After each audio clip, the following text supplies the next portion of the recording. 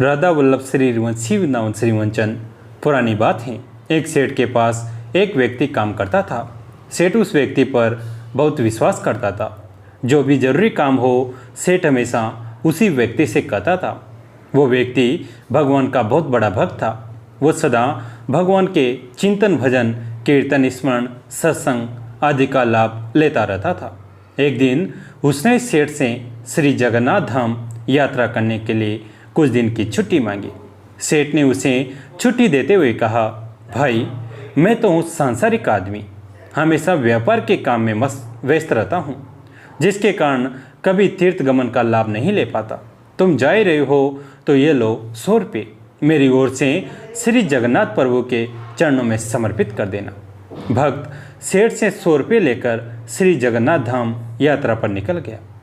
कई दिन की पैदल यात्रा करने के बाद वह श्री जगन्नाथपुरी पहुंचा। मंदिर की ओर प्रस्थान करते समय उसने रास्ते में देखा कि बहुत सारे संत, भक्तजन, वैष्णवजन हरि नाम संकीर्तन बड़ी मस्ती में कर रहे हैं। सभी की आंखों से आंसू धारा बह रही हैं। जोर जोर से हरि बोल गूंज रहा है। संकीर्तन में बहुत आनंद आ रहा था। भक्त भी वहीं रुककर हरि नाम संकीर्तन का आनंद लेने लगा। फिर उसने देखा कि संकीर्तन करने वाले भक्तजन इतनी देर से संकीर्तन करने के कारण उनके होठ सूखे हुए हैं। वो दिखने में कुछ भूखे भी प्रतीत हो रहे हैं। उसने सोचा, क्यों ना सेठ के 100 रुपये से इन भक्तों को भोजन करा दूं। उसने उन सभी को उन 100 रुपये में से भोजन की व्यवस्था कर दी। सबको भोजन कराने में उसे कुल 98 रुपये खर्च करने पड़े। उसके पास 2 रुपये बच गए। उसने सोचा, चलो अच्छा हुआ, 2 रुपये जगन्नाथ जी के चरणों में सेठ के नाम से चढ़ा दूंगा। जब सेठ पूछेगा तो मैं कहूँगा पैसे चढ़ा दिए। सेठ ये तो नहीं कहेगा 100 रुपये चढ़ाए। सेठ पूछेगा पैसे चढ़ा दिए, मैं बोल दूंगा कि पैसे चढ़ा दिए। झूठ भी नहीं होगा और काम भी हो जाएगा। भक्त ने श्री जगन्नाथ जी के दर्शनों के लिए मंदिर में प्रवेश किया। श्री जगन्नाथ जी की छवि को निहारते हुए अपने हृदय में उनको विराजमान कराया। अंत में उसने सेठ के 2 रुपये श्री जगन्नाथ जी के चरणों में चढ़ा दिए और बोला, ये 2 रुपये सेठ ने भेजे हैं। उसी रात सेठ ने के पास स्वप्न में श्री जगन्नाथ जी आए, आशीर्वाद दिया और बोले, सेठ तुम्हारे 98 रुपये मुझे मिल गए हैं। यह कहकर श्री जगन्नाथ जी अंतर्ध्यान हो गए। सेठ जाग गया, सोचने लगा, मेरा नौकर तो बड़ा ईमानदार है, पर अचानक उसे क्या जरूरत पड़ गई थी। उसने 2 रुपये भगवान को कम चढ़ाए। उसने 2 रुपये का क्या खा लिया, उसे ऐसी क्या जरूरत पड़ी, ऐसा विचार सेठ करता रहा। काफ़ी दिन बीतने के बाद भक्त वापस आया और सेठ के पास पहुंचा। सेठ ने कहा कि मेरे पैसे जगन्नाथ जी को चढ़ा दिए थे। भक्त बोला, हाँ मैंने पैसे चढ़ा दिए। सेठ ने कहा, पर तुमने 98 रुपये क्यों चढ़ाए, 2 रुपये किस काम में प्रयोग किए। तब भक्त ने सारी बात बताई कि उसने 98 रुपये से संतों को भोजन करा दिया था और ठाकुर जी को सिर्फ 2 रुपये चढ़ाए थे। सेठ सारी बात समझ गया। वो बड़ा खुश हुआ तथा भक्त के चरणों में गिर पड़ा और बोला, आप धन्य हो, आपकी वजह से मुझे श्री जगन्नाथ जी के दर्शन यहीं बैठे बैठे हो गए। भगवान को आपके धन की कोई आवश्यकता नहीं है। भगवान को वो 98 रुपये स्वीकार हैं जो जीव मात्र की सेवा में खर्च किए गए, और उस 2 रुपये का कोई महत्व नहीं जो उनके चरणों में नगद चढ़ाए गए। किसी ज़रूरतमंद की ज़रूरत को पूरा कर देना भी भगवान को भेंट चढ़ाने से भी कहीं ज़्यादा अच्छा होता है। हम उस परमात्मा को क्या दे सकते हैं जिसके दर पर हम भी भिखारी हैं। जय जगन्नाथ। पंडित श्री जगन्नाथ प्रसाद जी भक्तमाली के भक्तिभाव के कारण वृंदावन के सभी संत उनसे बहुत प्रभावित थे और उनके ऊपर कृपा रखते थे। संतों की कौन कहे, स्वयं श्री कृष्ण उनसे आकृष्ट होकर जब तब किसी न किसी छल से उनके ऊपर कृपा कर जाया करते थे। एक बार श्री जगन्नाथ प्रसाद जी भक्तमाली अपने घर में बैठे हारमोनियम पर भजन गा रहे थे। उसी समय एक बहुत ही सुंदर बालक आकर उनके सामने बैठ गया और तन्मय होकर भजन सुनने लगा। भक्तमाली जी ने बालक का श्रृंगार देखकर समझा कि वो किसी रास मंडली का बालक है जो उनके भजन से आकृष्ट होकर चला आया है। भक्तमाली जी ने भजन समाप्त करने के बाद बालक से पूछा, बेटा तुम कहाँ रहते हो? बालक ने कहा, अखरूट घाट पर भट्ट रोड मंदिर में रहता हूँ। भक्तमाली जी तुम्हारा नाम क्या है? बालक, लड्डू गोपाल। भक्तमाली जी, तो तुम लड्डू खाओगे या पेड़ा खाओगे? उस समय भक्तमाली जी के पास लड्डू नहीं पेड़े ही थे, इसलिए उन्होंने प्रकार पूछा। बालक ने भी हंसकर कहा, बाबा मैं तो पेड़ा खाऊंगा। भक्तमाली जी ने बालक को पेड़े लाकर दिए। वो बालक पेड़े खाता हुआ और भक्तमाली जी की ओर हंसकर देखता हुआ चला गया। पर ठाकुर जी बालक के रूप में जाते जाते अपनी जादू भरी मुस्कान और चितवन की अपूर्व छवि भक्तमाली जी के हृदय पर अंकित कर गई। अब उस बालक की वो छवि भक्तमाली जी को सारा दिन और सारी रात व्यग्र किए रही। भक्तमाली जी के मन में तरह तरह के विचार उठते रहे। ऐसा सुंदर बालक तो मैंने आज तक कभी नहीं देखा। वो रासमंडली का बालक ही था या कोई और? घर में ऐसे आकर बैठ गया जैसे यह घर उसी का हो। कोई भय नहीं, संकोच नहीं। छोटा सा बालक भजन तो ऐसे तन्मय होकर सुन रहा था जैसे उसे भजन में न जाने कितना रस मिल रहा हो। नहीं, वो कोई साधारण बालक नहीं हो सकता। कहीं वे भक्त वत्सल भगवान ही तो नहीं थे जो नारद जी के प्रति कहे गए अपने इन वचनों को चरितार्थ करने आए थे। ताम तिष्ठामि वैकुंठे योगिनाम हृदयेषु वा तत्र तिष्ठामि नारद यत्र गायन्ति मद्भक्ता। हे नारद, न तो मैं अपने निवास वैकुंठ में रहता हूँ, न योगियों के हृदय में रहता हूँ। मैं तो उस स्थान में वास करता हूँ जहाँ मेरे भक्त मेरे पवित्र नाम का कीर्तन करते हैं और मेरे रूप, लीलाओं और गुणों की चर्चा चलाते हैं। जो भी वो बालक, अपना नाम और पता तो बताए गया है, कल उसकी खोज करनी होगी। भक्तमाली जी बालक के विषय में तरह तरह के विचार करते हुए सो गए।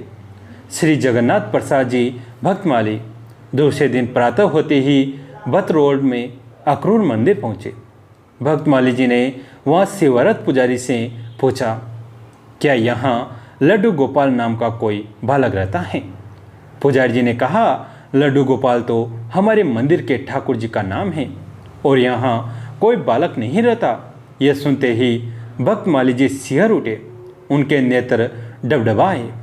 अपने आंसू पोंछते हुए उन्होंने पुजारी जी से कहा, कल एक बहुत खूबसूरत बालक मेरे पास आया था।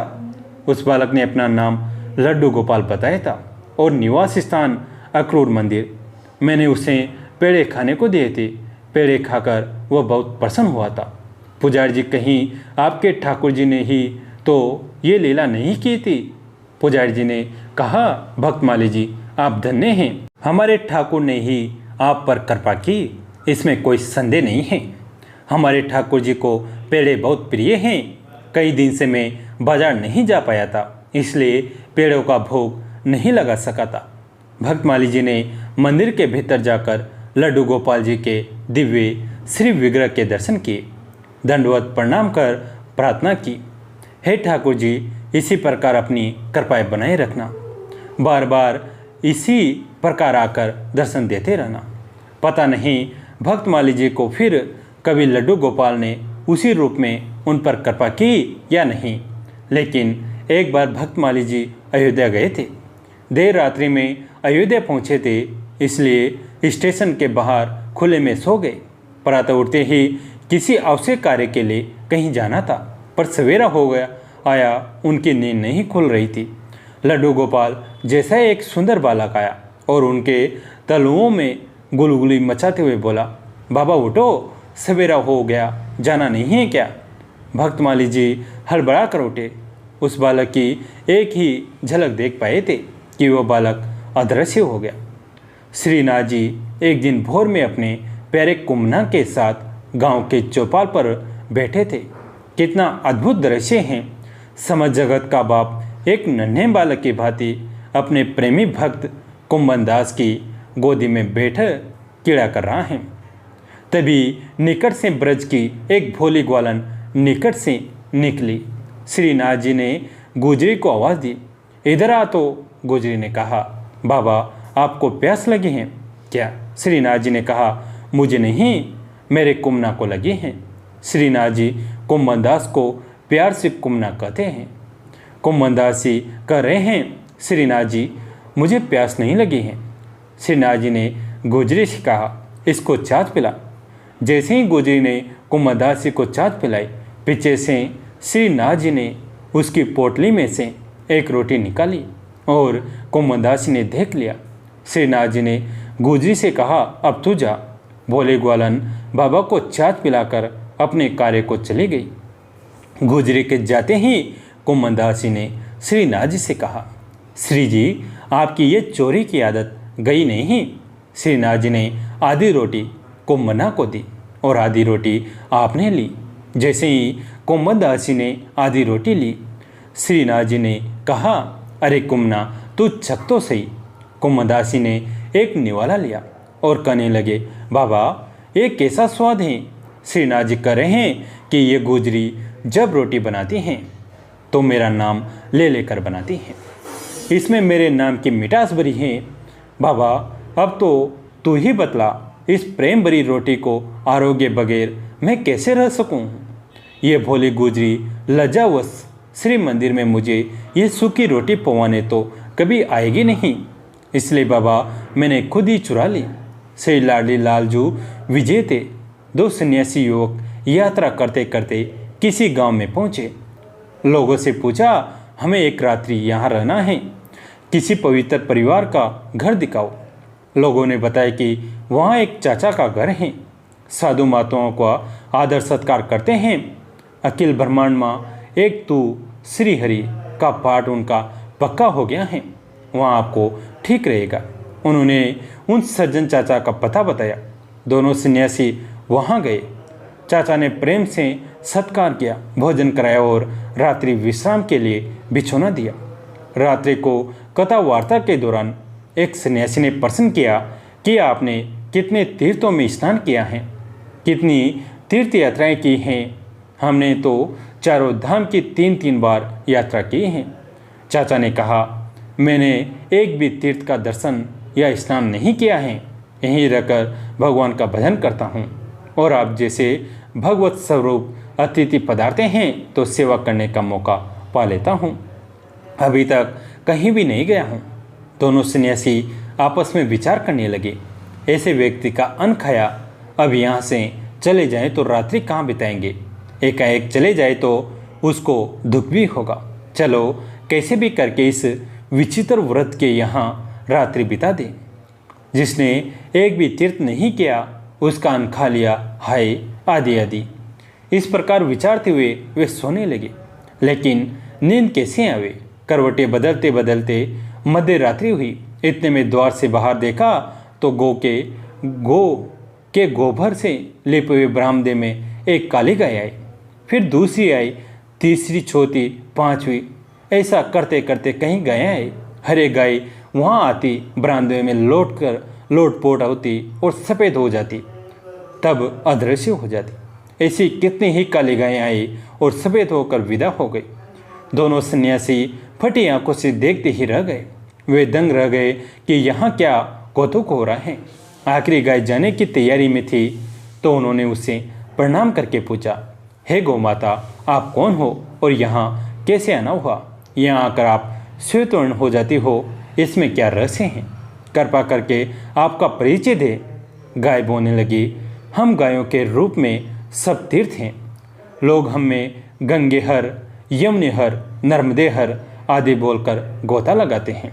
हमें आप पाप धोकर पुण्यात्मा होकर जाते हैं और हम उनके पापों की कालिमा मिटाने के लिए द्वंद्व मोह से विमुक्त आत्मज्ञानी आत्मा परमात्मा में विश्रांति पाए हुए सत्पुरुषों के आंगन में आकर पवित्र हो जाते हैं। हमारा काला बदन पुनः श्वेत हो जाता है। तुम लोग जिनको अशिक्षित गंवार बूढ़ा समझते हो, वे बुजुर्ग के जहाँ से तमाम विद्याएं निकलती हैं, उस आत्मदेव में विश्रांति पाए हुए आत्मवेता संत हैं। तीर्थी कुर्वन्ति जगत्ति, ऐसे आत्मा रमे ब्रह्मवेता महापुरुष जगत को तीर्थ रूप बना देते हैं।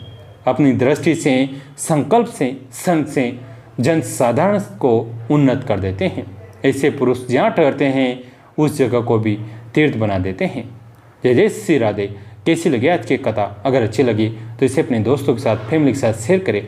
कहानी अंत तक सुनने के लिए आप सभी का तहे दिल से धन्यवाद।